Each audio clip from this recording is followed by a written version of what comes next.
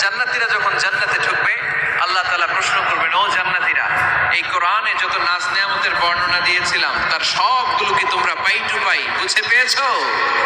জান্নাতীরা বলবে পেয়েছি। হঠাৎ এক জান্নাতি হাত তুলে বলবে, আল্লাহ একটা জিনিস তো পাই নাই।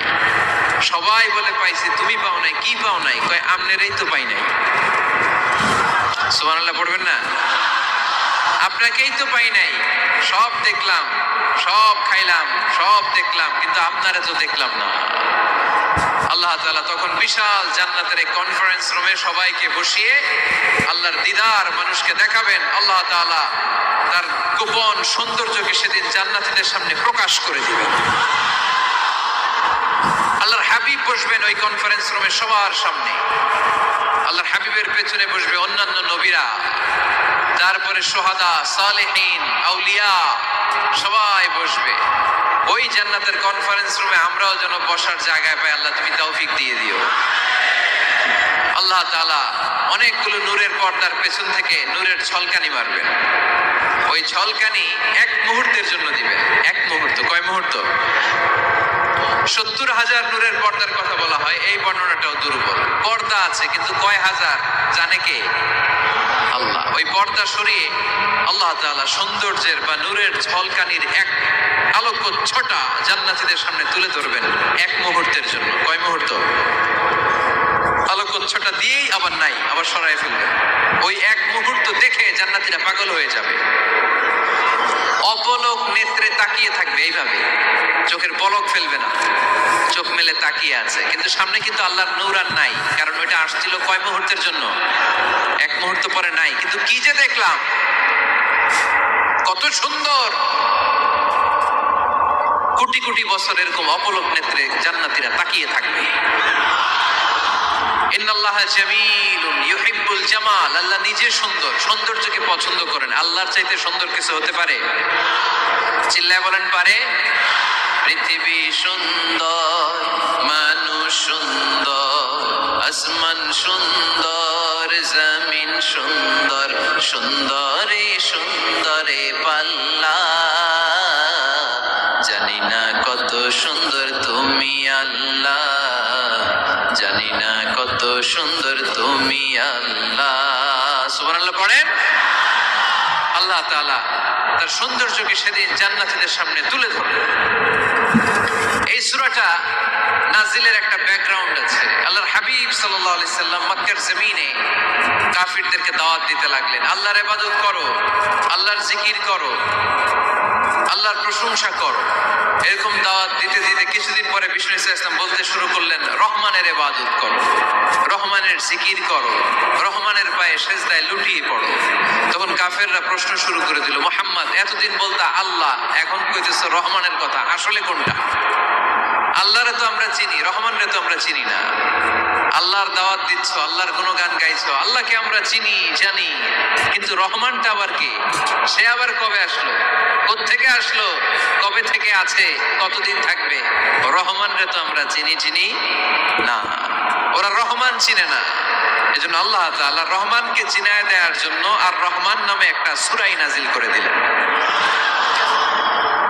وَإِذَا قِيلَ لَهُمُ اسْجُدُوا لِلرَّحْمَنِ قَالُوا وَمَا الرَّحْمَنُ। যখন তাদেরকে বিশ্বনবী বললেন রহমানের পায়ে সেজদা দাও, রহমানের জন্য সেজদায় লুটিয়ে পড়ো, قَالُوا وَمَا الرَّحْمَنُ, তারা বলল রহমানটা আবার কে? রহমান কে? আল্লাহ চিনি, রহমানরে তো চিনি না। এখন রহমানকে এটা চিনানোর দরকার আছে না নাই? রহমানকে এটা চিনানোর জন্য আল্লাহ তাআলা আর রহমান নামে কোরআনে একটা সূরা নাজিল করলেন। চিল্লায় পড়েন আল্লাহু আকবার। কাফেরদেরকে জানানোর জন্য রব্বুল আলামিন সূরা আর রহমান নাজিল করলেন আর বললেন, আর রহমান আল্লামাল কুরআন খালাকাল ইনসান আল্লামাহুল বায়ান। দয়াময় রহমান শেখালেন কোরআন, বানালেন ইনসান, শেখালেন বায়ান। দয়াময় রহমান শেখালেন কোরআন, বানালেন ইনসান, শেখালেন বায়ান। দয়াময় রহমান শেখালেন কোরআন, বানালেন ইহসান শেখালেন বায়ান, দয়াময় রহমান শেখালেন কোরআন, বানালেন ইনসান শেখালেন বায়ান। আল্লাহু আকবার। আল্লাহ বলেন রহমান রে চিনো না? আর রহমান আল্লামাল কোরআন, খলাকাল ইনসান, আল্লামাহুল বায়ান। আমি হলাম রহমান, আমি দয়াময়, আমি মেহেরবান। আমার দয়ার কোনো শেষ নাই, আমার মায়ার কোনো শেষ নাই। আমার দয়া ভালোবাসা ছাড়া এই পৃথিবীতে কোনো কিছু হওয়া সম্ভব। ওয়াসিআত রাহমাতি কুল্লা শাই, সব জায়গায় আমার আল্লাহর রহমত আছে না নাই? আল্লাহর রহমত ছাড়া এক ফোঁটা বৃষ্টি আকাশ থেকে জমিনে ঝরে? আল্লাহর রহমত ছাড়া একটা গাছের পাতা মাটিতে পড়ে? আল্লাহর রহমত ছাড়া একটা শ্বাস আমরা ভেতরে ঢুকাতে পারি? আল্লাহর রহমত ছাড়া পৃথিবীতে কিচ্ছু সম্ভব না। চিল্লায় বলেন ঠিক কি না? আমার আল্লাহর দয়া ভালোবাসা যে কত বেশি আমরা জানি না, আমরা জানি না। আরশের বুকে আল্লাহ বিশাল সাইনবোর্ডে লিখে রেখেছেন সাবাকাত রাহমাতি গাদাবি, সাবাকাত রাহমাতি গাদাবি। এর মানে হচ্ছে আমার রাগের উপরে আমার দয়া বিজয় লাভ করেছে। সাবাকাত রাহমাতি গাদাবি, আমার রাগও আছে, আল্লাহর রাগ আছে না? আমার দয়াও আছে, আল্লাহর দয়া আছে না? আল্লাহ বললেন আমার রাগও আছে, আবার আমার দয়াও আছে। তবে জেনে রেখো আমার রাগের চেয়ে দয়া বেশি। আল্লাহর কোনটা বেশি? দয়া বেশি। আমাদের পাপ অন্যায় যত বড় হোক, মনে রাখবেন আল্লাহর দয়া তার চাইতেও বড়। নাকি ছোট? আপনি যত বড় পাপ করেন না কেন, আমাদের জন্য আল্লাহর পক্ষ থেকে দয়া আছে না নাই? বনি ইসরায়েলের এক লোক সিরিয়াল কিলার ছিল, খালি মার্ডার করতো, সিরিয়াল মার্ডার। একটা, দুইটা, তিনটা, 10টা, 5টা করতে করতে করতে করতে 99টা মার্ডার করেছে। কয়টা? এলাকায় আছে নাকি এরকম কেউ? 99টা মার্ডার। কল্পনা করা যায়? 99 জন মানুষকে সে নিজ হাতে হত্যা করেছে। 99 মার্ডার করার পরে তার মনে ভয় আসলো, হায়রে না জানি আল্লাহ আমার সাথে কেমন আচরণ করে আখিরাতে। আমার তওবা আছে কিনা কপালে জানি না, আমার তো ক্ষমা নাই, কি করবো আমি? তো সে লোকজনদেরকে জিজ্ঞেস করলো আমার ক্ষমা আছে কিনা, এটা কে বলতে পারবে? আমাকে আল্লাহ মাফ করবে কিনা? তারা সবাই বললো এই এলাকায় এক আল্লাহর ওলি আছে, তার কাছে যাও। সে আল্লাহর ওলির কাছে যেয়ে বলে, ও আল্লাহর ওলি, আমি 99টা হত্যা করেছি, 99টা মার্ডার, আমার কপালে ক্ষমা আছে কিনা তুমি একটু বলো। আল্লাহর ওলি কই, কি বললা? 99টা মার্ডার? হায় হায় সর্বনাশ, তোর কোনো ক্ষমা নাই। এবার যে মার্ডার করছে কয় আমার যেহেতু ক্ষমা নাই, তোরে বাঁচায় রেখে লাভ কি, তোরেও দিলাম শেষ করে। এবার সেঞ্চুরি করে ফেলাইছে। কথা বুঝতেছেন? আমার যেহেতু ক্ষমা নাই, তো তোরে বাঁচায় রেখে কি লাভ, তোরেও শেষ করে দিলাম। এবার সেঞ্চুরি। সেঞ্চুরি করার পরেও ভয় আসে না নাই অন্তরে? অন্তরে তো আল্লাহর ভয়। কই যাবে? খুঁজতে লাগলো কে সমাধান দিতে পারবে। একজন বললো ওই এলাকায় একজন বড় আলেম আছে, ওই আলেমের কাছে যাও। সে আলেমের কাছে যেয়ে বলে, আলেম আমি 99টা হত্যা করেছি, এখন আমার বড্ড ভয় হয়, আল্লাহ আমারে মাফ করবে কিনা, তুমি একটু আমারে বলো। আলেম বলে, তোমার গুনাহ যত বড়ই হোক, আমার আল্লাহর দয়া তার চাইতেও বড়। তুমি কি পাপ করেছো, কি অন্যায় করেছো তুমি? তুমি জানো না আমার রব কত মেহেরবান, তিনি কত দয়ালু, তিনি ভালোবাসার আধার, তিনি করুণার আধার। তোমার পাপ অন্যায় যদি হয় খালের পানির সমান, বিলের পানির সমান, আমার আল্লাহর দয়া সাগরের পানির সমান। তোমার পাপ আর অন্যায় যদি হয় পাহাড়ের সমান, আমার আল্লাহর ভালোবাসার দয়া হচ্ছে আকাশের সমান। তুমি যদি তওবার মতো তওবা করতে পারো, ক্ষমার মতো ক্ষমা চাইতে পারো, চোখের পানি ছেড়ে, চোখের পানির বড় দাম, চোখের পানির মধ্যে বিশাল কারিশমা, এটা আল্লাহ খুব পছন্দ করে। 2 ফোঁটা পানি আল্লাহ পছন্দ করে। এক, জিহাদের ময়দানে শহীদের গা বেয়ে ঝরে পড়া রক্তের ফোঁটা।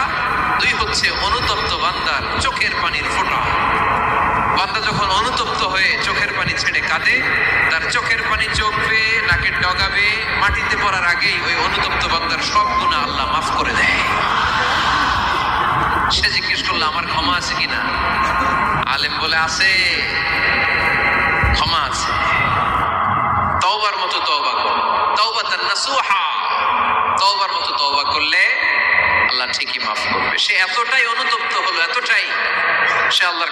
চাইতে শুরু করলো। আলেম পরামর্শ দিল, তুমি যে এলাকায় থাকো এলাকাটা ভালো না, এলাকাটা ছাড়ো, এখানে সব ডাকাতদের এলাকা, তুমি একটা ভালো এলাকায় যাও, ওখানে যে তওবা করে ভালো মানুষ হয়ে যাও। সে নিয়ত করে কাপড় চোপড় গুছিয়ে ভালো এলাকায় যাবে, ঘর থেকে বেরোয়ার সাথে সাথেই মালাকুল মাউত চলে আসছে, তার রুহু কবজ করে ফেলছে। এখন রুহুকে নিয়ে যাবে, ফাজাআত মালাইকাতুর রাহমা ওয়া মালাইকাতুল আযাব, রহমতের ফেরেশতারাও আসছে, আযাবের ফেরেশতারাও আসছে। রহমতের ফেরেশতারা বলে না না, সে তওবার নিয়ত করেছে, যদিও তওবা করতে পারে নাই, যদিও ভালো এলাকায় যেতে পারে নাই, তওবার নিয়ত করেছে, অনুতপ্ত হয়েছে, ক্ষমা চাওয়ার চিন্তা করেছে, আমরা তার রূহ নিয়ে ইল্লিনে রেখে দেব। আযাবের ফেরেশতারা বলে না না, ৯৯টা হত্যা করার পরে আরো একটা হত্যা করে সেঞ্চুরি করেছে, এখনো তো ভালোভাবে তওবা করতে পারে নাই, তার রূহটা নিয়ে আমরা সিজ্জিনের ভেতরে ঢুকায় দেব। দুই দল ফেরেশতার মারামারি, এ বলে আমরা নিব, এ বলে আমরা নিব, ঝগড়া আছে না নাই? আল্লাহ বললেন রাখো রাখো, ঝগড়ার দরকার নেই, এক কাজ করো, যেখানে মারা গিয়েছে ওইখান থেকে ফিতা দিয়ে মাপতে শুরু করো। ভালো এলাকাটা যদি কাছে হয় জান্নাতের ফেরেশতারা নেবে, খারাপ এলাকা যদি কাছে হয় জাহান্নামের ফেরেশতারা নেবে। খারাপ এলাকা তো একেবারেই কাছে, ঘর থেকে বেরোয়ার সাথে সাথে মৃত্যু হয়েছে, আর ভালো এলাকা তো অনেক দূর। আল্লাহ জামিনটারে আদেশ দিলেন, জামিন এই অনুতপ্ত বান্দার জন্য তুই ভালো এলাকাটা কাছে চলে আয়, ভালো এলাকাটার জামিনটা তুই সংকুচিত হয়ে যা, যদিও ঘর থেকে বের হয়েছে একেবারে কাছে, খারাপ এলাকা হাজার হাজার মাইল দূরে চলে যা। ফিতা দিয়ে মাপ দিয়ে দেখে সর্বনাশ, ভালো এলাকাটা তো একেবারেই কাছে, খারাপ এলাকাটা অনেক দূরে। আল্লাহর ফয়সালা অনুযায়ী রহমতের ফেরেশতারা তার রূহকে নিয়ে জান্নাতের ভেতরে ঢুকিয়ে দিয়েছে। ৯৯টা হত্যা করার পরে আরো একটা হত্যা করে সেঞ্চুরি, ১০০টা খুন করছে। আপনি কয়টা করছেন?